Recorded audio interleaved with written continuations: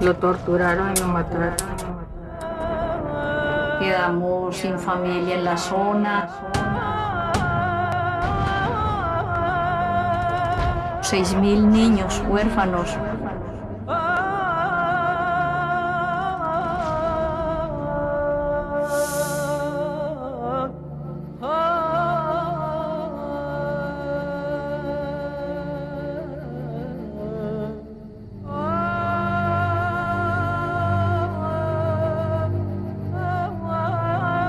Nunca más.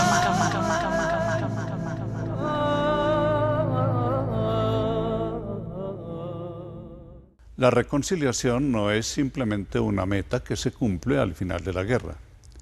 Es un proceso permanente y de larga duración que involucra a las víctimas, a los victimarios, al Estado y a la sociedad civil.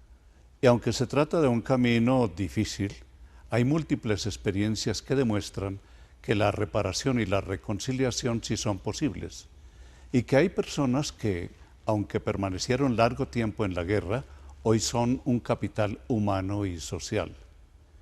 ¿Qué pueden aportar los excombatientes y los reinsertados al proceso de reconciliación? ¿Y Colombia qué ha aprendido acerca de reconciliación en su larga experiencia? Colombia es un país que históricamente ha presenciado la desmovilización de diferentes grupos armados. La guerra rural desatada después del Bogotazo se dio por terminada con la entrega de la guerrilla liberal durante el gobierno militar del general Rojas Pinilla. Otro momento importante fue el que ocurrió como resultado de los procesos de negociación con organizaciones guerrilleras y grupos milicianos de fines de los 80 y comienzos de los 90. En cada caso, el apoyo y la atención a los desmovilizados respondió a intenciones y factores distintos. Y con la asistencia del consejero presidencial, asesores de la consejería, constituyentes, delegados del Consejo Mundial de Pueblos Indígenas, Comisión Mundial de Derechos Humanos y Comandancia General del Quintín Lame, se hizo la dejación oficial de armas por parte de este grupo guerrillero. Hoy, los 140 indígenas que lucharon por cerca de 7 años dejaron sus armas, con el firme propósito de contribuir como movimiento político en la defensa de la comunidad indígena del país. El Ejército Revolucionario del Pueblo, ERP, se desmoviliza y entrega las armas para que Colombia y el Tolima construyan la paz como único camino que todos tenemos. La calidad de los acuerdos y el grado de compromiso y cumplimiento de las partes se vieron afectados por intereses políticos y por problemáticas sociales profundas que en su momento no se resolvieron. El pasado era un contexto nacional e internacional absolutamente diferente. ¿Qué manejamos en el pasado? El indulto y la amnistía. Y a un guerrillero que se reinsertaba no le pedíamos sino una gran cosa: dejar las armas y no volver a ellas. Era lo único que le pedíamos. A cambio de eso le dábamos 3 favorabilidades. Era el lenguaje que hablábamos en ese tiempo. Favorabilidades económicas, favorabilidades jurídicas y favorabilidades políticas.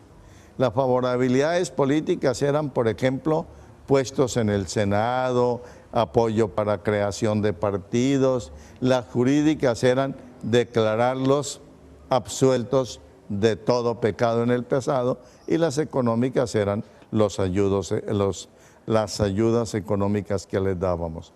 Ese era el esquema del pasado. Tras el supuesto fraude en las elecciones presidenciales del 19 de abril de 1970, que dieron como ganador a Misael Pastrana Borrero, Jaime Bateman Cayón, un exmilitante de las FARC, y Carlos Toledo Plata, representante del ala socialista de la ANAPO, conformaron el grupo M-19. Fundada en 1974, esta organización marcó profundamente la historia del país. En 1990, y con su historial marcado por tragedias como la toma al Palacio de Justicia, el M-19 entregó las armas y se desmovilizó para conformar el grupo político Alianza Democrática M-19.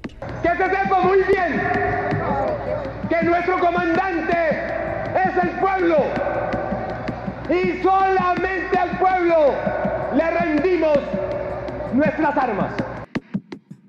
Su máximo líder y candidato a la presidencia, Carlos Pizarro León Gómez, caería asesinado el 26 de abril del mismo año. Hoy, el M-19 ya no existe como partido político, pero varios de sus miembros hacen parte de la coalición de izquierda conocida como Polo Democrático Independiente. El M-19 decide voluntariamente dejar las armas en el año 90 después de un proceso de negociación con el gobierno, donde se generó un proceso participativo de discusión de propuestas, pero sobre todo nace de la decisión de que había que buscarle un camino distinto a la guerra y que se requiere buscar una alternativa que genere distensión, que genere reconciliación y que permita hacer los cambios de otra manera. Se dejan las armas en marzo del año 90.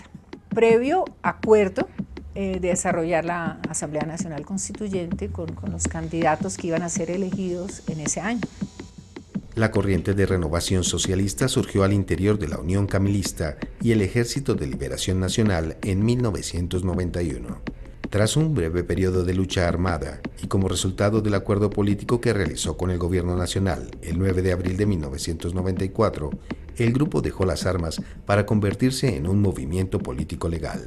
Esto fue un proceso parcial de paz con nosotros, una negociación política que dejó a alguna gente por fuera del indulto y de la amnistía, como fueron la gente de delitos atroces, secuestro, que quedaron por fuera. Nosotros tuvimos 25 presos que quedaron por fuera, pero el resto tuvieron un indulto y una amnistía generosa.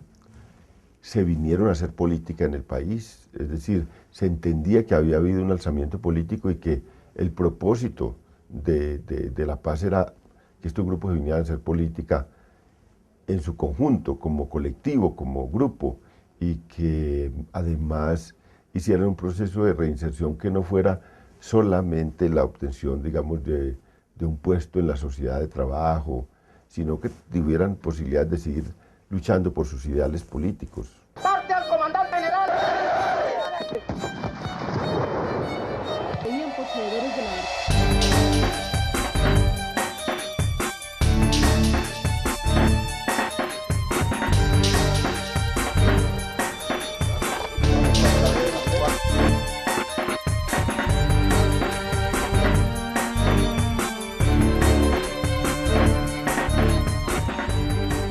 En esos procesos anteriores de los años 80 y de principios de los 90, se consiguió, por así decirlo, un DDR, un desarme, una desmovilización y una reintegración desnuda.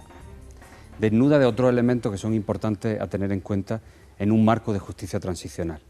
Por ejemplo, de conocer la verdad de los hechos del pasado, no solamente de por qué surgieron las guerrillas o ciertos movimientos que acabaron en la lucha armada, sino cómo se puede conocer la verdad de dónde pasó, por qué pasó, cuándo pasó y qué repercusiones tiene eso para la memoria colectiva, para la memoria de la nación colombiana. En segundo lugar, se experimentó una vía que fue la vía de las amnistías, la generalización de las amnistías y por tanto no de la opción a la justicia penal, o por lo menos cierto grado de justicia penal. Igualmente no se experimentó el tema de la reparación a las víctimas. Bienvenidos fueron los guerrilleros que se desmovilizaron y fueron aplaudidos por la comunidad, pero experiencias de reconciliación con sus víctimas, de verdad, de justicia, no hubo, porque no era una exigencia nacional, jurídica ni internacional. Evidentemente donde más se trabajó fue en garantías de no repetición y se trabajó también en cómo convertir a los antiguos perpetradores, independientemente del origen que tuvieran, fuesen guerrillas o fuesen algunos otros grupos de otros